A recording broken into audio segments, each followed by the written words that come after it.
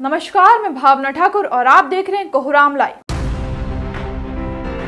भाजपा नेता प्रवेश शुक्ला की गिरी हरकत से आहत होकर भाजपा कार्यालय घेरने की योजना विफल रही। पुलिस ने सभी आंदोलनकारियों को पहले ही हरमू रोड पर पुलिस बैरिकेडिंग के पास रोक दिया। पुलिस और आंदोलनकारियों में नोकझोंक भी हुई, वहीं जमकर नारेबाजी भी हुई। आदिवासी संगठनों से जुड़े नेता और कार्यकर्ताओं ने आज भाजपा कार्यालय को घेरने का ऐलान किया था। पहले से तय कार्यक्रम को देखते हुए रांची पुलिस ने हरमू रोड में भाजपा प्रदेश कार्यालय के सामने भारी संख्या में पुलिस फोर्स तैनात कर दी थी। वहीं रास्ते में जगह जगह पर पुलिस बैरिकेडिंग लगा दी गई। पुलिस ने जोर लगाकर आंदोलनकारियों को भाजपा कार्यालय से पहले ही रोक दिया। नेताओं का कहना था कि एक आदिवासी युवक पर पेशाब कर दिया गया है। इस पर झारखंड के दिग्गज आदिवासी नेताओं की खामोशी हैरान करने वाली है।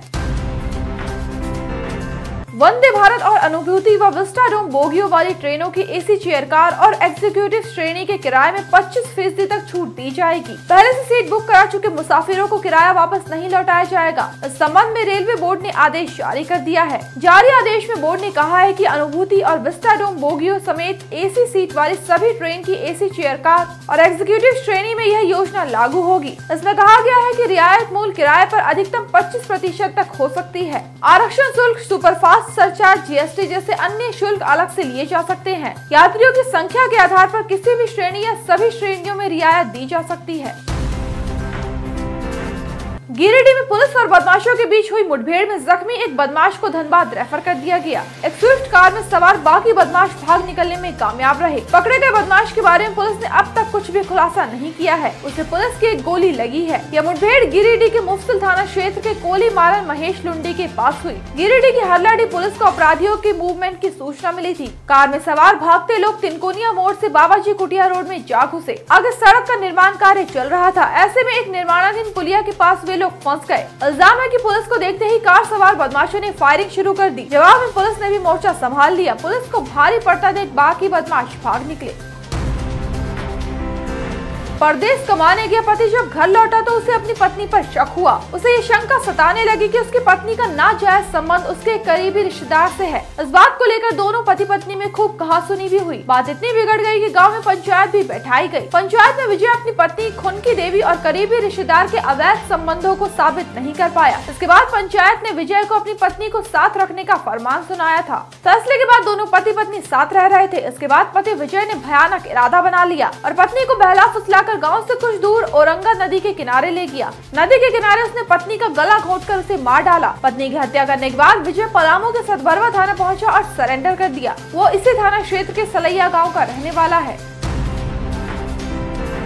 चोर उचक्कों की एक टोली ने पुणे पुलिस पर फायरिंग कर दी। इसमें एक पुलिसकर्मी जख्मी हो गए। उन्हें पुणे के ससून अस्पताल में भर्ती कराया गया है और पुलिस ने फौरी कार्रवाई करते हुए 5 चिंदी चोर को गिरफ्तार किया है। पुलिस उपायुक्त अमोल जिंदे ने मीडिया को बताया, क्राइम ब्रांच पुलिस ने 8-10 लोगों को बर्ची इलाके में संदिग्ध तौर पर घूमते हुए देखा था। जब पुलिस ने उन्हें रोका टोका और पूछताछ करने लगे तो पुलिस कर्मियों पर गोलियां चलाने लगे। पुलिस 5 को पकड़ने में कामयाब रही। इस फायरिंग में एक पुलिसकर्मी घायल हो गया है। गिरफ्तार बदमाशों के पास से चाकू, बुलेट, पेचकस, हथौड़ा और 2 हंसियां मिले हैं।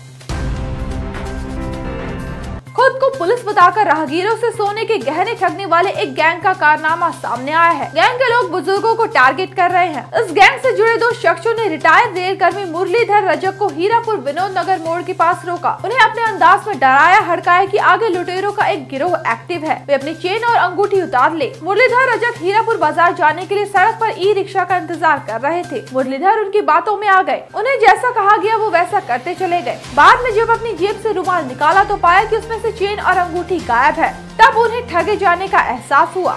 बाइक सवार दोनों ठग वहां से भाग निकले थे। लगभग 69 साल के मुरलीधर ने धनबाद के सदर थाने में प्राथमिकी दर्ज कराई है।